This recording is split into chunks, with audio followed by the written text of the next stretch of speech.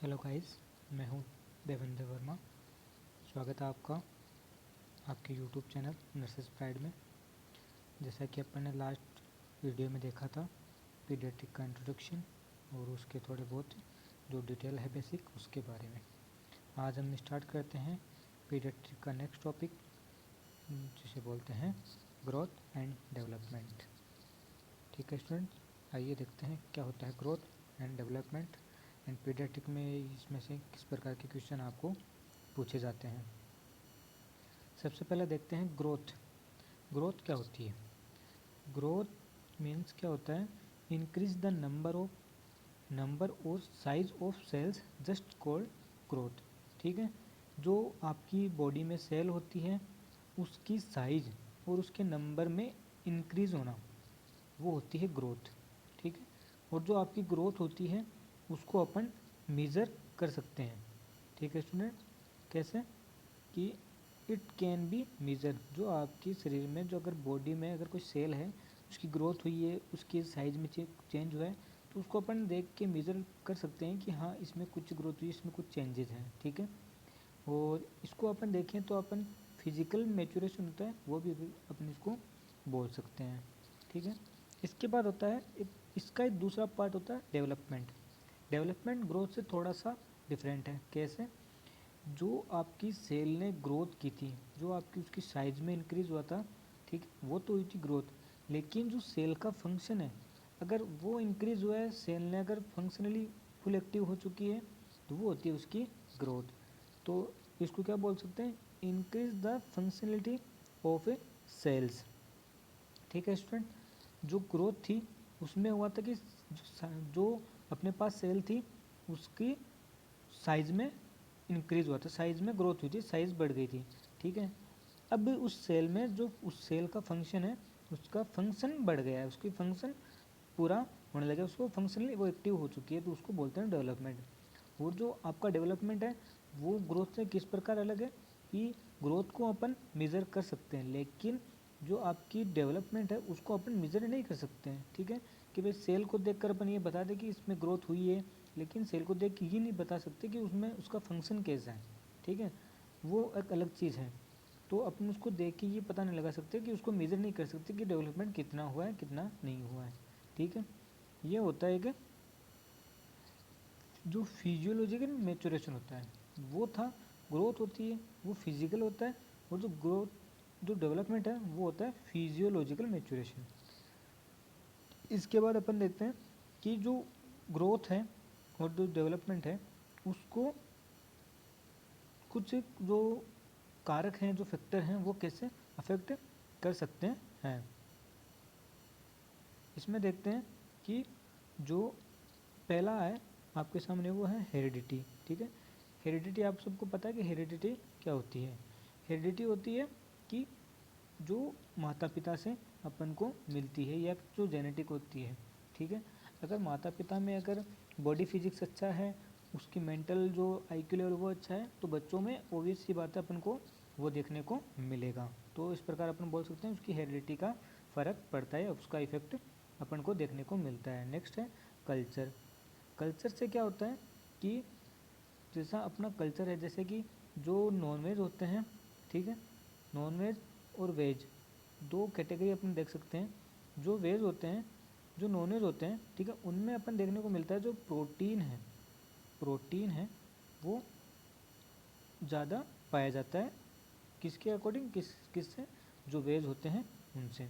और जो वेज होते हैं उनमें एक विटामिन B12 होता है, वो लगभग एब्सेंट होता है, जिसकी वजह से जो आपका एक एनीमिया होता है वो होता है पर्सिनियस एनीमिया, वो कॉज कर सकता है। ठीक है, जो विटामिन B12 की वजह से की कमी की वजह से होता है वो होता है पर्निशियस एनीमिया। ठीक है स्टूडेंट, ये हो गया। नेक्स्ट है एनवायरमेंटल। ठीक है, आपका जो एनवायरनमेंट है वो भी इसको ग्रोथ एंड डेवलपमेंट को इफेक्ट करता है। कैसे? जैसे कुछ अफ्रीकन जो लोग होते हैं वहाँ पर जो वहाँ का टेम्परेचर होता है वो ज़्यादा होता है। ठीक है, उनका फिजिक्स अच्छा होता है। जैसे टिपिकल इंडियन होता है, उनका जो बॉडी की हाइट है, जो लेंथ है, जो भी है, वो सब टिपिकल होते हैं। जैसे कि अमेरिकन्स में होता है, अमेरिकन से इंडियन तो थोड़ा अलग होता है। नेक्स्ट होता है सोशियो इकोनॉमिक्स। सोशियो इकोनॉमिक्स मतलब एक फैमिली की जो इकोनॉमिकल कंडीशन है वो भी इस चीज़ को अफेक्ट कर सकती है कि उसकी ग्रोथ एंड डेवलपमेंट कैसा होगा। ठीक है, अगर कोई फैमिली मिडिल क्लास है या फिर रिच फैमिली है तो उसके जो बच्चे होंगे उस फैमिली में उनको न्यूट्रिशन लेवल अच्छा रहेगा, लेकिन जो जीरो लेवल पे हैं, जो गरीब हैं, जो उनकी इकोनॉमिकल प्रॉब्लम है, इससे सफ़र करते हैं, जिनके पास फाइनेंशियल कंडीशन अच्छी नहीं होती है, उनके जो बच्चे होते हैं उनमें उनके अंदर मेनली प्रोटीन है उसकी कमी को देखने मिलती है, कार्बोहाइड्रेट की कमी देखने को मिलती है, जिसको अपन एक बोलते हैं PEM, प्रोटीन एनर्जी माल न्यूट्रिशन जो होता है वो देखने को मिल सकता है। ठीक है, उसके बाद आता है आपका प्रीनेटल। ठीक है, जब बच्चा गेस्टेशन पीरियड में हो, अदरवाइज प्रेग्नेंट लेडी हो, उस टाइम उसकी जो कंडीशन होती है वो भी उसको फ़र्क पड़ता है। ठीक है, ये हो गए स्टूडेंट जो आपके अफेक्ट होते हैं, जो फैक्टर होते हैं वो ग्रोथ एंड डेवलपमेंट को जो अफेक्ट करते हैं। नेक्स्ट है principle of the growth and development. Growth and development के लिए कुछ प्रिंसिपल दिए गए हैं कि ये जो प्रोसेस होते हैं ग्रोथ और डेवलपमेंट वो दोनों पैरेलल होते हैं। पैरेलल का मतलब होता है दोनों साथ साथ चलते हैं। साथ साथ चलने का मतलब क्या हुआ स्टूडेंट्स कि जैसे ये ग्रोथ है और ये आपका डेवलपमेंट है, दोनों साथ साथ चलते हैं। ठीक है, उसको बोलते हैं पैरेलल, जो कभी मिले नहीं एक दूसरे से, इनका गैप बराबर है, ये होता है पैरेलल।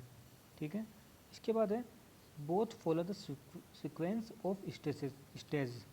ठीक है, ये दोनों जो होते हैं उनका एक सीक्वेंस होता है ग्रोथ करने का दोनों का। ये नहीं है कि वो बिना किसी सीक्वेंस के और बिना किसी स्टेज के वो बढ़ जाते हैं या फिर फॉलो हो जाते हैं। उन दोनों में अलग अलग स्टेज होती है, अलग अलग सीक्वेंस से वो ग्रोथ और डेवलपमेंट है वो आगे बढ़ते हैं।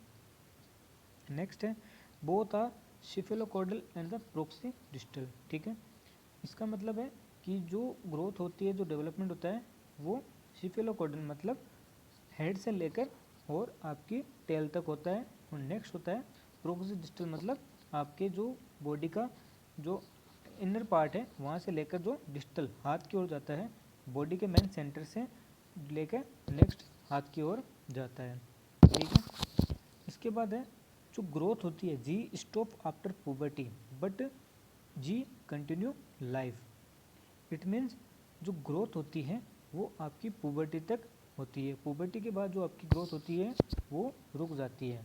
लेकिन जो ग्रोथ है, जो डेवलपमेंट है स्टूडेंट, यहाँ पे ध्यान देना स्टूडेंट, जो डी है, ये डी है डेवलपमेंट है, वो आपका लाइफ टाइम तक बढ़ता रहता है। ठीक है, जो आपका ग्रोथ है वो पुबर्टी तक आने के बाद रुक जाती है, लेकिन जो आपका डेवलपमेंट है वो कंटिन्यू लाइफ थ्रू रहता है। ठीक है, इसके बाद देखते हैं सम बेसिक स्टेजेस।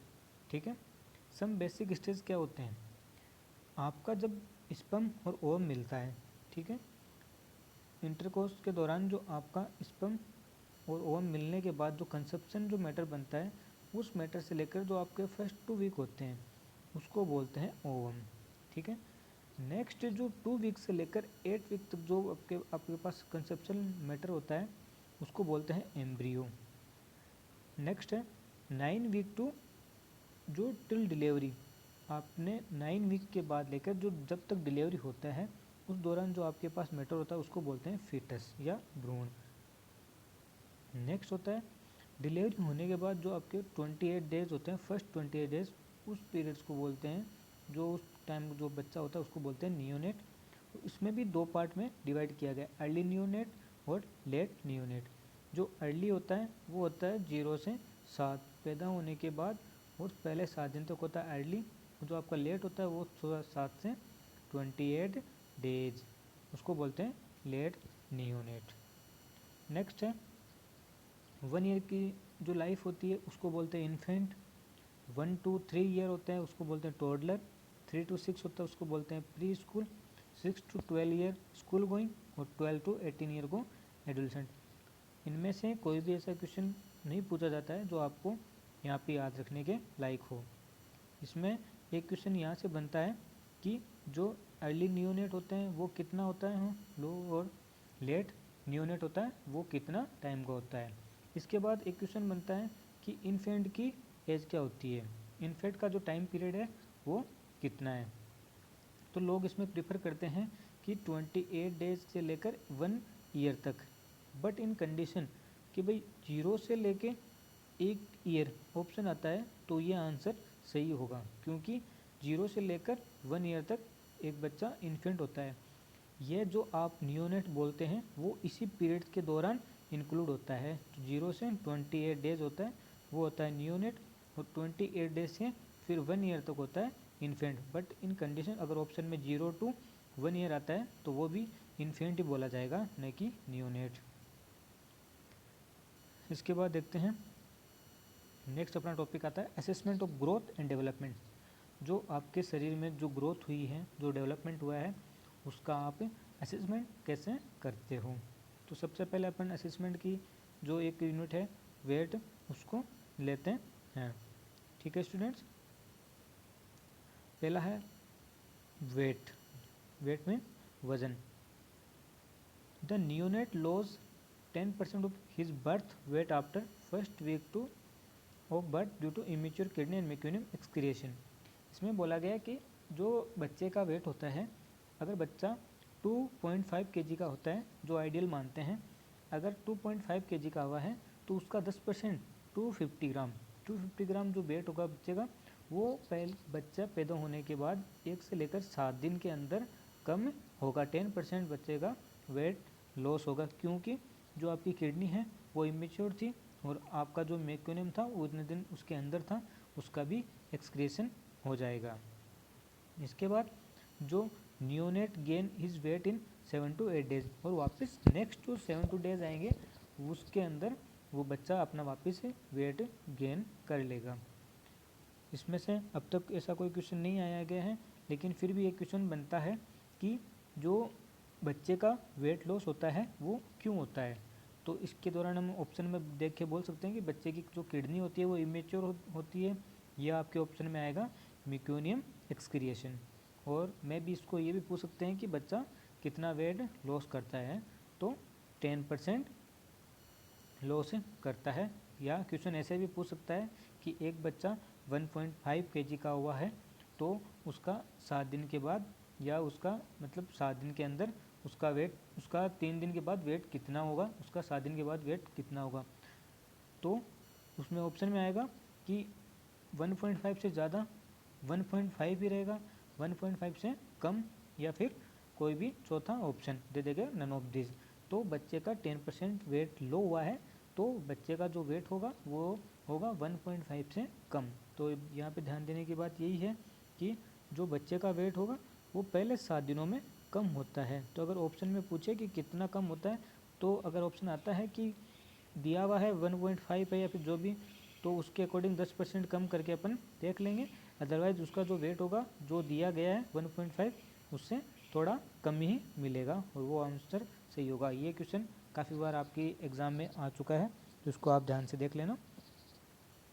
नेक्स्ट है ड्यूरिंग फर्स्ट 6 मंथ जो आपका बच्चा है उसका वेट 30 ग्राम पर डे बढ़ता है। जो बच्चा पैदा होने के बाद नेक्स्ट आपके जो बच्चा 6 मंथ तक होगा उस टाइम बच्चे का वेट होता है वो 30 ग्राम जो पर डे है, ठीक है, 30 ग्राम पर डे वो होगा।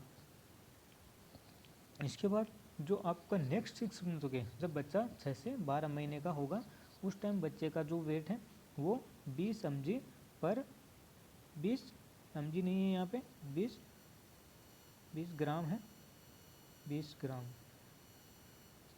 20 ग्राम पर डे बढ़ेगा। ठीक है स्टूडेंट, इसमें से क्वेश्चन आपको इतना नहीं है, फिर भी आप ध्यान दे लेना कि कितना बढ़ता है। तो 30 ग्राम पहले 6 मंथ में, नेक्स्ट 6 मंथ में 20 ग्राम। ठीक है, उसके बाद है कि जो बच्चे का वेट है एट बर्थ, जो बच्चे का वेट था उसका जो 2 टाइम कौन से टाइम पे होता है, 3 टाइम कौन से टाइम पे होता है, 4 टाइम, 5, 7, 10। तो आज तक आपके जो एग्ज़ाम हुए नर्सिंग के उनमें से काफ़ी टाइम ये क्वेश्चन डायरेक्ट पूछा जाता है कि बच्चे का वेट x है तो उसका बच्चे का वेट 2 गुना कब हो जाएगा, 3 गुना कब हो जाएगा, 4 गुना कब हो जाएगा। तो आपको ये याद रखना है कि 2 टाइम 5th मंथ पे होता है। अगर बच्चे का ऐसा भी पूछ सकते हैं कि बच्चा 1 साल का हो गया है तो बच्चे का वेट में कितना फ़र्क आएगा। ऑप्शन में आएगा 2 टाइम, 3 टाइम, 4 टाइम, 5 टाइम। तो आपका आंसर जाना चाहिए 3 टाइम। ओके स्टूडेंट्स, इसी प्रकार आपके जो नेक्स्ट है वो भी इसी प्रकार है कि 5 टाइम। ये आपका क्वेश्चन आ चुका है एम्स में कि बच्चे का वेट है 4 टाइम कौन सी एज पे हो जाता है। तो बच्चे का 4 टाइम एज कौन सी एज पे होता है, 4 टाइम वो होता है 2 ईयर पे। ठीक है, तो आप इनको 2x 2000x में आया हुआ है, मेरे को पता नहीं x कौन सा ईयर था, लेकिन ये 2 के में आया हुआ है कि 4 टाइम कौन सा होता है। ठीक है, तो आप इनको देख लीजिए एक बार। नेक्स्ट चलते हैं लेंथ पे। लेंथ भी एक इसकी असेसमेंट की यूनिट है। लेंथ क्या होती है, लेंथ को अपन नॉर्मली जो लैंग्वेज अपन बोलते हैं उसको बोलते हैं लंबाई। ठीक है, तो लेंथ जो होती है वो इंक्रीज होती है with an average of 2.5 centimetre per month for first 6 month. जो बच्चा पैदा हुआ है उसके नेक्स्ट 6 मंथ तक जो बच्चे की लंबाई है उसमें 2.5 पर सेंटीमीटर पर मंथ के हिसाब से उसकी ग्रोथ होगी। और जो नेक्स्ट 6 मंथ है उसमें 1 से लेकर 1.5 सेंटीमीटर पर मंथ। ठीक है, इसमें इतना ध्यान देने के लायक नहीं है, फिर भी आप एक बार को देख लेना। नेक्स्ट वही आते हैं कि बच्चे की जो ग्रोथ है, जो लेंथ है वो 4 मंथ पे, 3 मंथ पे, 9 मंथ पे, 1 ईयर 1 मंथ पे कि कितनी हो जाती है। तो आपको एक याद रखना कि 8 बर्थ पे हमेशा 50 सेंटीमीटर होती है। 45 टू 50 सेंटीमीटर इसको अपन करते हैं, मानते हैं, लेकिन जो टिपिकल इंडियन होते हैं उनकी 50 सेंटीमीटर अपन मानते हैं। ये वेरी करती है 45 से 50 तक।